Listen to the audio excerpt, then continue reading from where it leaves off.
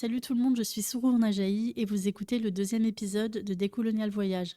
Alors avant de commencer, je tenais vraiment à vous remercier pour votre patience parce que je sais que ça fait un petit moment que vous attendez cet épisode. J'ai reçu pas mal de messages sur le compte Instagram Décolonial Voyage. Alors il se trouve que je fais ce projet absolument toute seule avec mes moyens, en autodidacte, et quand on a un boulot à côté, c'est pas évident de jongler entre les deux. Donc je voulais aussi prendre le temps qu'il fallait pour vous offrir un épisode intéressant. En tout cas, j'espère vraiment que ça va vous plaire et je vous souhaite une bonne écoute.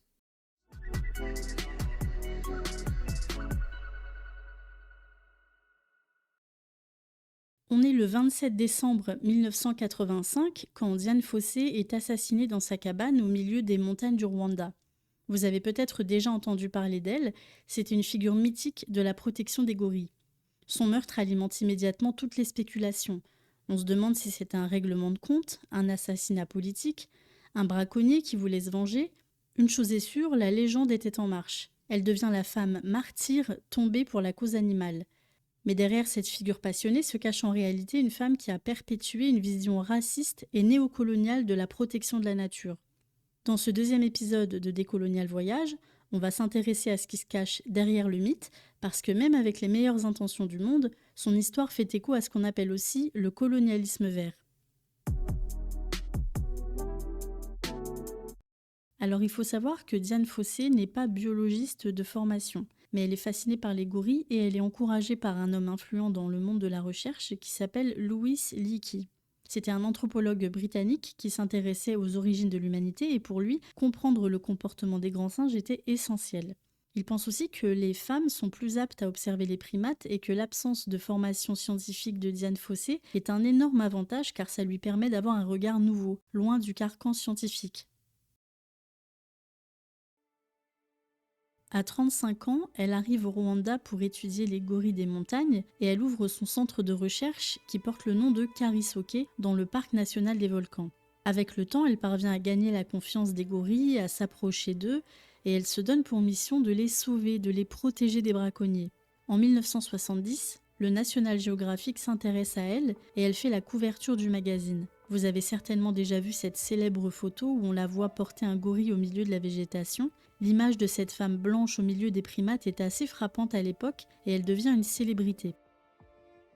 Mais ce que ces images ne montrent pas, c'est que dès son arrivée, Fossey développe une vision extrêmement radicale de la protection de la nature. Une vision où la nature doit être préservée des humains et surtout des populations locales. Alors il est important de comprendre le contexte politique dans lequel elle s'installe au Rwanda en 1967. Le pays venait tout juste d'accéder à l'indépendance 4 ans plus tôt, c'est-à-dire en 1962, après des décennies sous domination belge.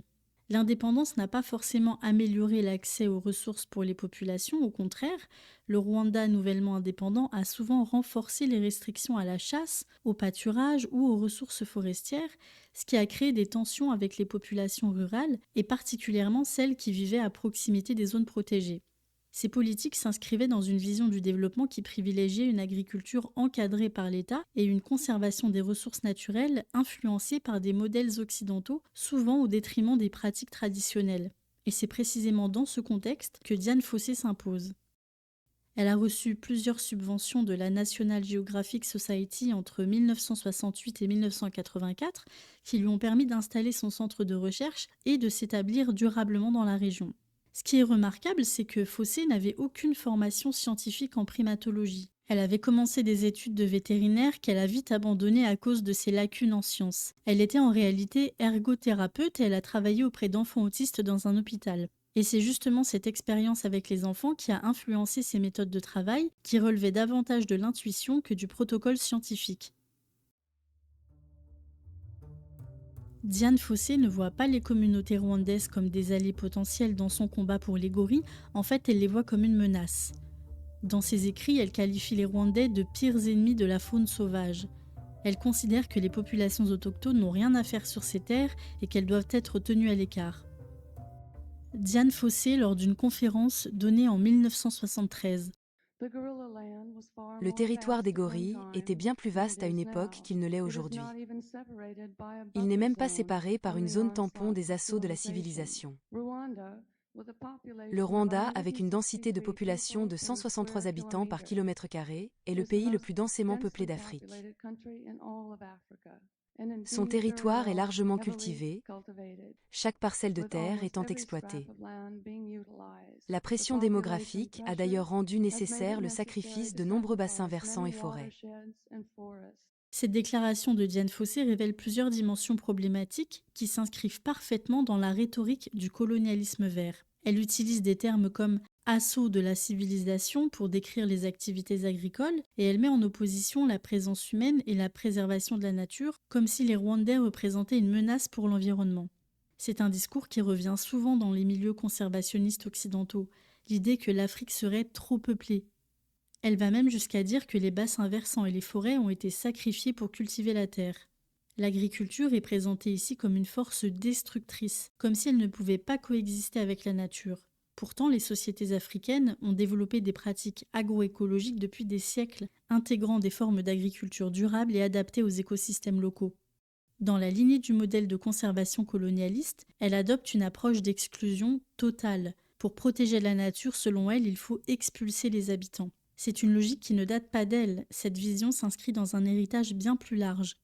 Dès le XIXe siècle, aux États-Unis, des figures comme John Muir et Theodore Roosevelt ont promu la création des premiers parcs nationaux en expulsant les peuples autochtones de leurs terres. Cette stratégie a été reproduite en Afrique, où des millions de personnes ont été dépossédées au nom de la protection de la nature. Et Dian Fossé applique ce modèle sans aucun scrupule. Par exemple, elle ordonne l'abattage du bétail des éleveurs locaux pour ne pas qu'ils empiètent sur les terres, et elle va même jusqu'à organiser l'enlèvement d'enfants qu'elle accuse de braconnage.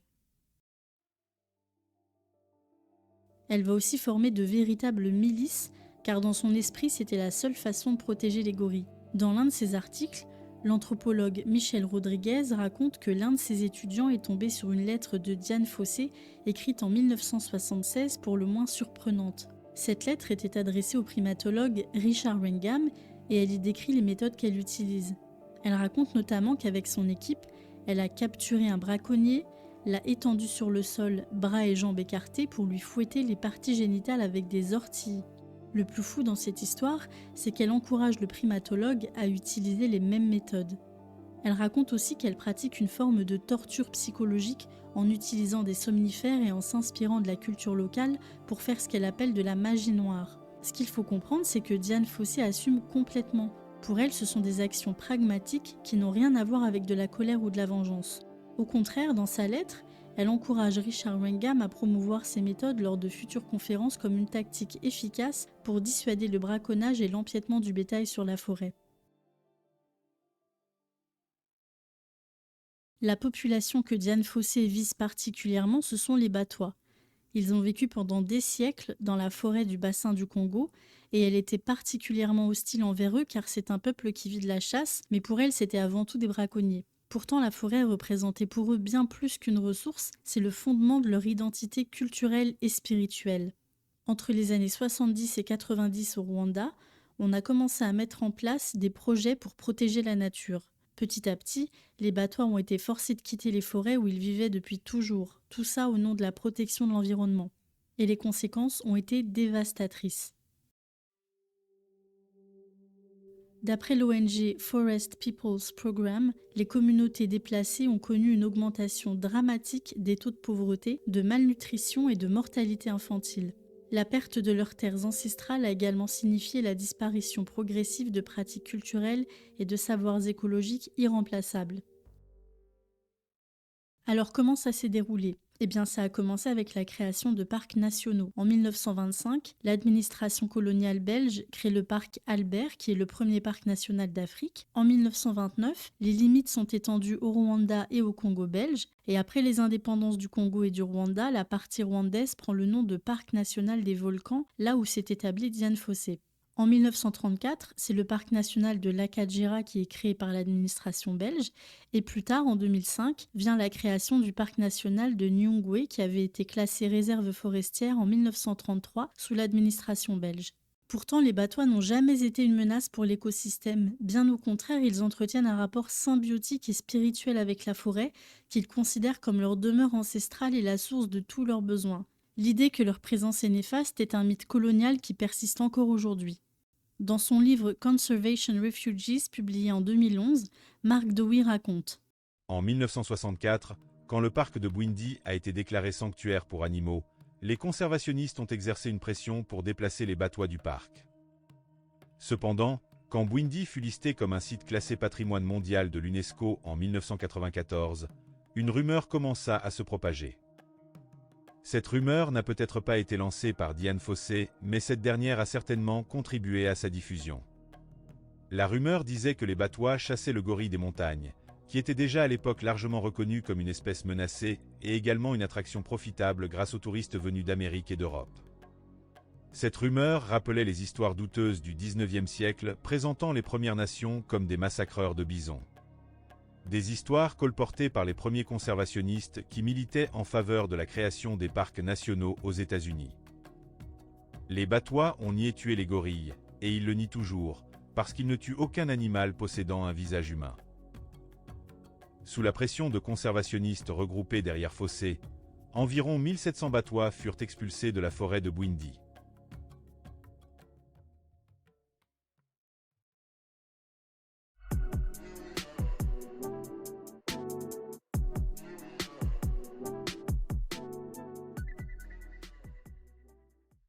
On peut dire que Dian Fossey a participé à perpétuer une vision raciste et néocoloniale de la conservation. Elle a mis en œuvre une approche typique de ce qu'on appelle la conservation exclusionnaire. C'est l'idée que pour protéger la nature, il faudrait en expulser les populations qui y vivent depuis des siècles. Ce modèle vient des États-Unis où les peuples autochtones ont été chassés de leurs terres lors de la création des premiers parcs nationaux, comme Yellowstone par exemple. Ce modèle s'est ensuite imposé dans le monde entier, notamment en Afrique, où des centaines de milliers de personnes ont été expulsées pour créer des réserves naturelles. Paradoxalement, ces zones dites protégées connaissent souvent une perte de la biodiversité après le départ des populations autochtones. Et au final, ça sert uniquement les intérêts du capitalisme. Comment ? Eh bien parce que ces terres, une fois vidées de leurs habitants, sont réintégrées dans le circuit du capitalisme global. D'abord à travers l'écotourisme, safari, hébergement de luxe, billets d'entrée. Pour certains parcs, les billets peuvent monter jusqu'à $200 US par jour. Ensuite, à travers les financements des grandes ONG internationales qui investissent dans ces espaces pour renforcer leur image de défenseurs de l'environnement. Et puis enfin, à travers la légitimité politique et économique des États. Un pays qui annonce la création d'un parc gagne du prestige sur la scène internationale, attire des subventions, des investisseurs et engrange des devises grâce au tourisme. Il faut savoir que le pays où se trouve un parc doit régulièrement rendre des comptes à l'UNESCO pour conserver son statut de patrimoine mondial. L'UNESCO considère un certain nombre de menaces qui affectent la conservation. Parmi elles, on retrouve l'agriculture de subsistance ou la chasse de subsistance, qui sera peu à peu requalifiée sous le terme de braconnage. Cette ingérence prend plusieurs formes. L'organisation peut demander aux États d'intensifier la surveillance à l'intérieur des parcs, de mettre en place des programmes pour éduquer les populations, ou encore de rendre des comptes sur certaines décisions, comme par exemple la réouverture de la chasse dans des zones protégées ou autour de ces zones. Autrement dit, derrière l'image prestigieuse de l'UNESCO, il y a une réalité beaucoup plus contraignante, celle d'une organisation internationale qui impose un modèle de gestion des parcs qui peut aller à l'encontre des peuples et des pratiques locales qui faisaient pourtant partie de l'équilibre écologique depuis des siècles. Je vous propose d'écouter Mordecai Ogada, qui est un écologiste kényan et spécialiste des politiques de conservation. L'extrait est tiré d'une discussion autour de son livre The Big Conservation Lie. À ma connaissance, aucune langue autochtone africaine n'a de mot pour désigner la conservation. C'est un concept développé par les sociétés destructrices. Pour nous, protéger la nature, c'était simplement une façon de vivre. Nous n'avions pas besoin d'en parler. Protéger l'environnement était une nécessité intégrée au mode de vie.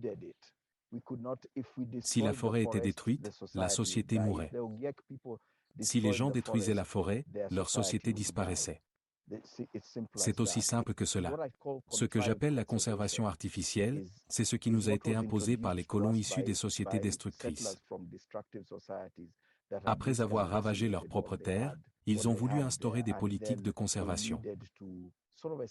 Une sorte de démonstration de pouvoir qui a commencé avec Roosevelt en 1910.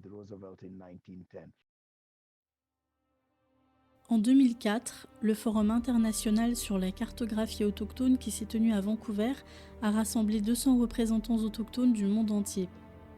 Ils ont signé une déclaration affirmant que la conservation est devenue la menace numéro 1 pour les territoires autochtones.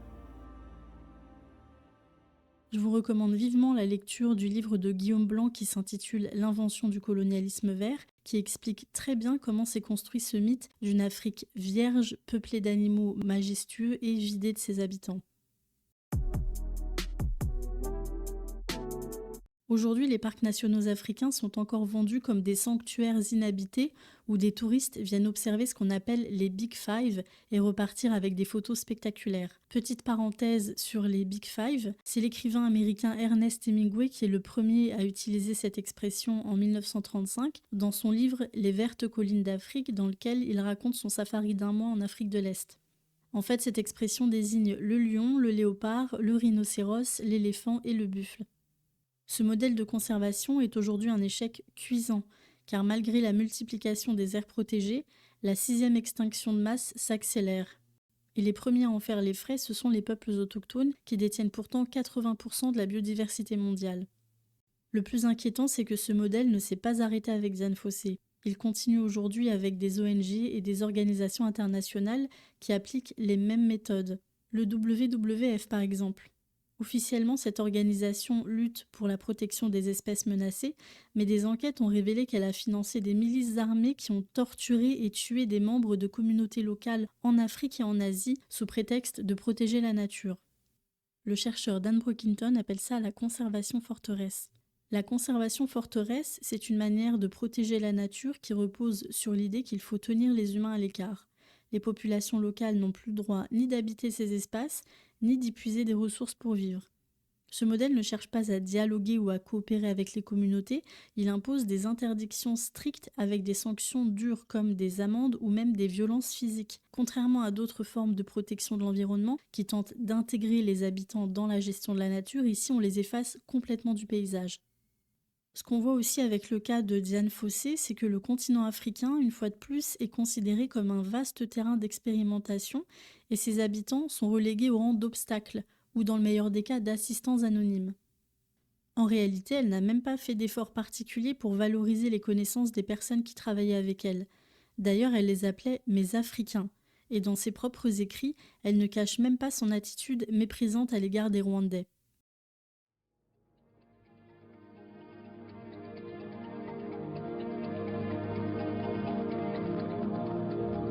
Le 16 décembre 1966, Dian Fossé, délaissant une vie de privilège, s'enfonça seule dans les montagnes d'Afrique. La plupart des gens pensent que pour vivre seul là-haut, vous devez être cinglé. Elle voulait rencontrer le grand gorille de montagne et sauver cette race de l'extinction. Quelqu'un décida de lui faire obstacle.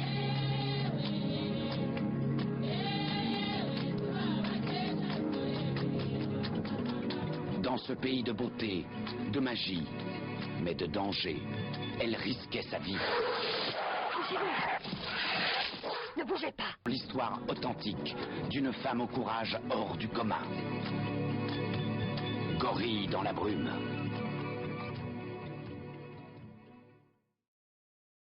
Vous venez d'entendre un extrait de la bande-annonce du film Gorille dans la brume qui sort en 1988. Alors ça vous donne une idée de la manière dont Dian Fossé est dépeinte, c'est-à-dire comme une guerrière qui lutte seule pour sauver les derniers gorilles d'Afrique. En fait, pendant tout le film, on la voit surtout lutter contre les Batois qui sont dépeints de manière très caricaturale, comme des sauvages qui tuent les gorilles.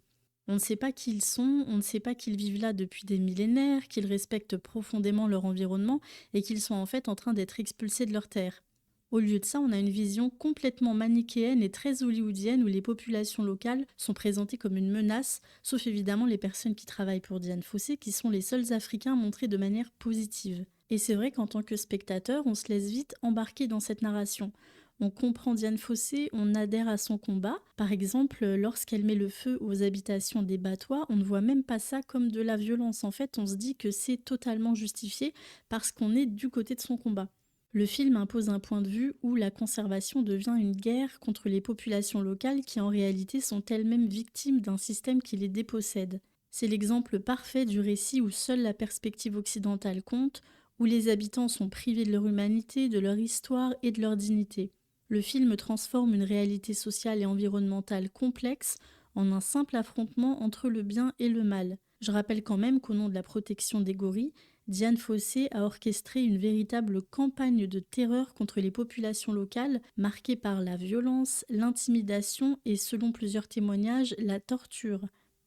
Si le film a autant marqué les esprits à l'époque, c'est pas seulement pour son message écologique, c'est aussi parce qu'il correspond à un récit occidental profondément ancré, celui du voyageur blanc, solitaire, en communion avec une nature qu'il est le seul à comprendre. Depuis des siècles, les récits de voyage et d'exploration nourrissent ce fantasme.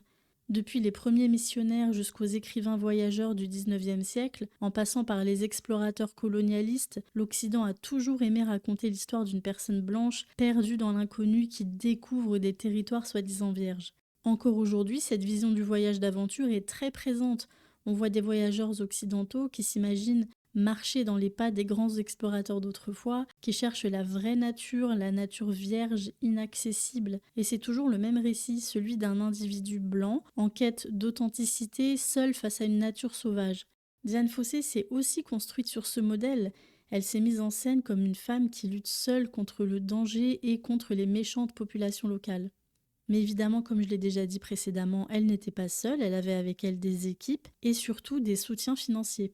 Pour en revenir au film, on laisse entendre que Dian Fossey aurait pu être tuée par les Batois. Dans son livre « Nature sauvage, nature sauvée », Marcus Colchester explique que cette vision perpétue le mythe selon lequel la conservation en Afrique ne peut être menée à bien sans de violents affrontements avec les populations autochtones.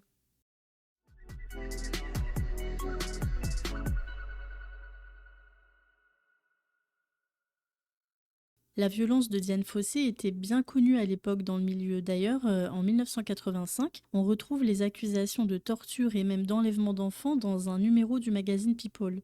Pourtant, on n'en parle pas tellement à l'époque, parce que Dian Fossey était devenue une icône, une sainte patronne de la conservation en quelque sorte. Et c'est vrai qu'elle a beaucoup apporté pour sensibiliser à la cause des gorilles. En préparant cet épisode, pendant mes recherches, je suis tombée sur des podcasts assez récents qui la présentent encore comme une héroïne, sans questionner ses méthodes ou alors vraiment très succinctement. Alors évidemment, la structure narrative du film, on la retrouve dans d'innombrables productions hollywoodiennes. J'ai pas trouvé de données sur la manière dont le film Gorille dans la brume a été reçu dans les pays africains, donc je sais pas si sa sortie a fait l'objet de débats, en particulier au Rwanda, mais ce qui est sûr, c'est que la starification de certaines figures de la conservation est d'abord un récit occidental. Dans la même période, la militante écologiste kenyane Wangari Maathai a souvent souligné que la conservation durable en Afrique ne peut se faire sans l'implication pleine et entière des communautés locales. Une approche qui est donc complètement à l'opposé de celle de Dian Fossey.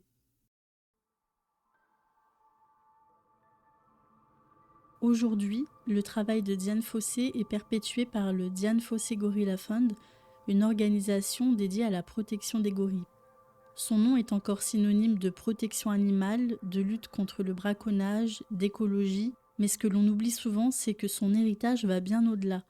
Sa vision a contribué à façonner une certaine idée de la conservation en Afrique, celle d'une nature à préserver des humains, d'une faune à protéger coûte que coûte, quitte à déposséder les populations locales de leurs terres. C'est une logique qui se poursuit encore aujourd'hui. Sous couvert de protection de la biodiversité, des milliers de personnes sont déplacées chaque année pour créer des réserves naturelles.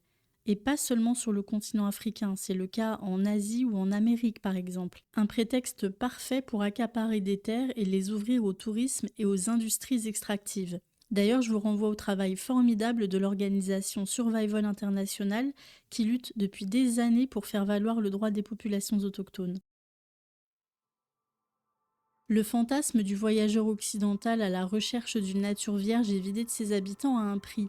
Il invisibilise les populations. Dans cette vision du voyage, les populations locales n'apparaissent pas comme des sujets mais comme des outils. Ils sont guides, porteurs, traducteurs, chauffeurs. Dans la forêt amazonienne, on fait appel à un guide local pour nous ouvrir la jungle. Au Népal, ce sont les Sherpas qui accompagnent les randonneurs sur l'Everest. Ils peuvent aussi être les pisteurs qui mènent les touristes jusqu'aux animaux sauvages. Les voyageurs occidentaux s'attendent à retrouver cette carte postale, une nature vierge, des animaux sauvages, des paysages de savane majestueux. Et cette attente est entretenue par l'industrie du tourisme.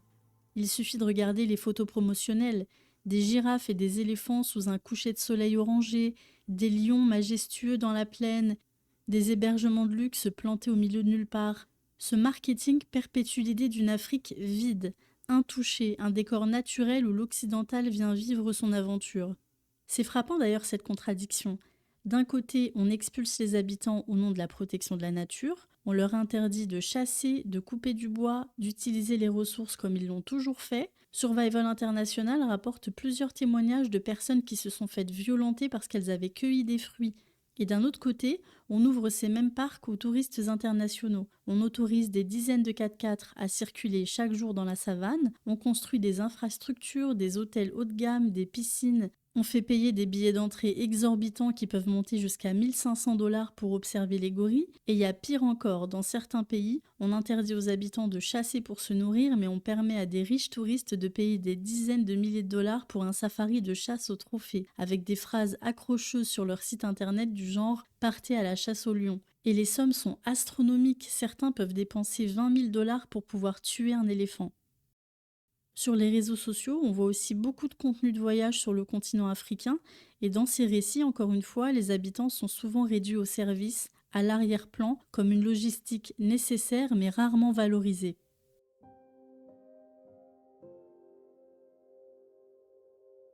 La Déclaration des Nations Unies sur les droits des peuples autochtones affirme, dans son article 26, que les peuples autochtones ont le droit aux terres, territoires et ressources qu'ils possèdent, occupent ou utilisent traditionnellement. Un principe clair mais qui entre en contradiction directe avec les pratiques d'expulsion et de dépossession qui ont marqué l'histoire de la conservation occidentale. Rappelons-nous qu'aujourd'hui, les territoires autochtones abritent environ 80% de la biodiversité mondiale restante. Ce n'est pas une coïncidence, c'est le résultat de millénaires de savoir, de pratiques et de relations profondément ancrées avec la Terre qui visent avant tout l'équilibre et la continuité du vivant.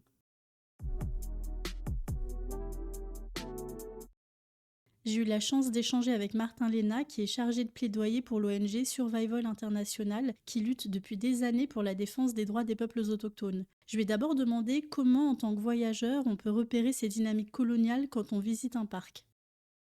Il est probable que n'importe quel parc national d'Afrique ou d'Asie, ou même une aire protégée d'un autre type, ait mené et mène encore à de graves violations des droits humains des peuples autochtones. Ceux-ci sont expulsés de leurs propres terres et subissent des violences aux mains des gardes-parcs, des rangers censés protéger ces espaces. Plusieurs signes concrets devraient alerter un voyageur sur le fait qu'un parc suive ce modèle colonial de conservation. D'abord, ce serait sur le territoire visité, l'absence de peuples autochtones qui y vivent réellement. Il peut y avoir par exemple une présence en périphérie des parcs qui serait instrumentalisée à des fins touristiques. Mais il est important de se renseigner par exemple auprès des guides sur la présence effective des habitants au sein de ces espaces et aussi sur les menaces qui pèsent sur eux. Un autre signal négatif peut être le soutien et l'implication de grandes ONG occidentales de conservation de la nature. Ces parcs sont en effet souvent gérés, co-gérés ou soutenus, y compris financièrement, par de grandes ONG internationales comme le WWF, WCS, African Parks, qui, depuis l'époque coloniale, tentent de rejeter la faute de la destruction de l'environnement sur les peuples autochtones et de les expulser de leurs terres. On peut aussi étudier la communication autour de la conservation et de l'aire protégée, des mentions d'invasion et de braconnage, de pression démographique, de surpopulation, pour parler de la présence humaine, sont autant d'excuses utilisées pour expulser les peuples autochtones et les communautés locales de leurs propres terres, alors même qu'ils sont les moins responsables de la destruction de l'environnement. Par ailleurs, une fois expulsés, d'autres types d'exploitation ont lieu, que ce soit le tourisme, la chasse aux trophées ou encore l'exploitation des ressources naturelles. On dit que les touristes explorent ces territoires, mais les habitants qui tentent d'y accéder sont qualifiés d'envahisseurs. Et même lorsque ces parcs se présentent comme éthiques, la réalité est souvent plus trouble puisqu'il est très difficile de savoir si les communautés locales ont réellement été consultées ou si elles profitent des retombées économiques. Un touriste ne pourra pas facilement vérifier si les populations locales ont été consultées ou bénéficient réellement des revenus générés par l'aire protégée. Il faut bien se renseigner en amont sur d'éventuelles mobilisations de la part d'activistes ou d'organisations locales ou internationales, de défenseurs des droits humains, d'enquêtes dans la presse, etc.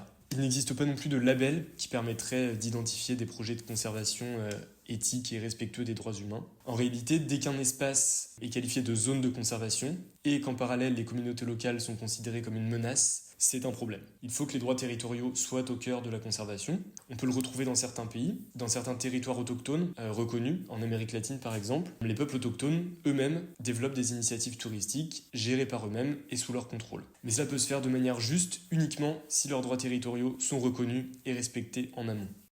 Et quand on comprend à quel point ces logiques sont ancrées, une autre question se pose, comment découvrir la biodiversité sans cautionner ce système ?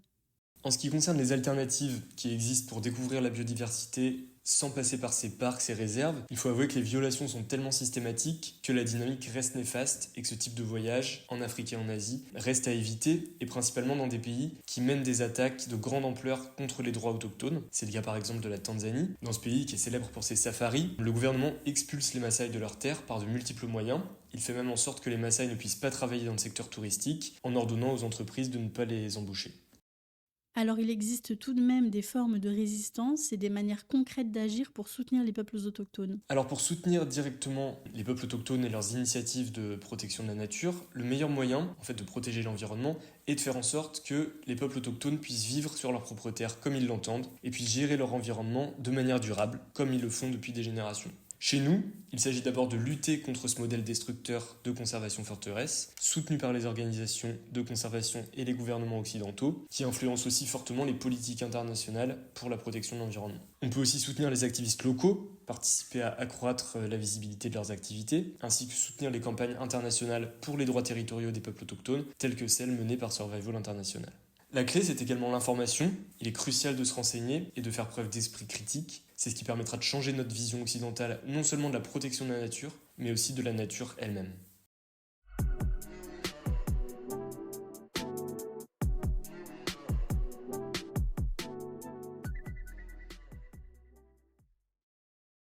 Alors si nous voulons vraiment protéger la planète, il ne s'agit pas d'inventer de nouvelles politiques de conservation qui reproduisent les logiques coloniales, mais d'écouter, de reconnaître et de soutenir celles et ceux qui depuis toujours prennent soin de la Terre. Et cela ne concerne pas seulement les pays du Sud. C'est aussi une réalité en Occident, sur des territoires qui ont été volés aux peuples autochtones, du continent américain aux nations autochtones du Canada et des États-Unis, en passant par l'Australie, la Nouvelle-Zélande, mais aussi la Polynésie, la Nouvelle-Calédonie, Hawaï et tant d'autres territoires encore marqués par la colonisation.